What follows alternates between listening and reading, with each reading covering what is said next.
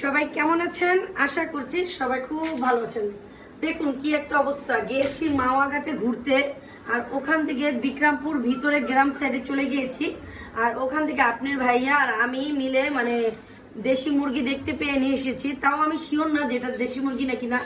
আর এখন আমার ভাবি বলবে যেটা কি মুরগি, দেশি মুরগি। এখন ভাবি হলো আমাদের ভাবি হলো বিক্রমপুরের মেয়ে, সে ভালো বলতে পারবে যেটা দেশি মুরগি নাকি।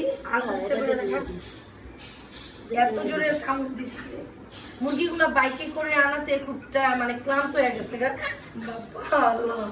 আর পদ্মার সাইডে সেই এই যে আর মাছও কিনে নেওয়া হয়েছে। এটা হলো চাপিলা মাছ, এই যে টাটকা একদম পদ্মার মাছ। মাছগুলো কেমন হয়েছে ভাবি? হ্যাঁ, এখন পর্যন্ত মাছগুলো পুরো দেখা যাচ্ছে, পুরো একদম তাজা মাছ, কোনো বরফ দেওয়া মানে ছিল না। তো ওই লোকে বলছে তারা নাকি ধরছে এই বিকাল টাইমে, তো বিক্রি করতেছিল। তো দেখে এখানে নিয়ে এসেছি মাছ, আর হলো দেশি মুরগি 3টে নিয়ে এসেছি।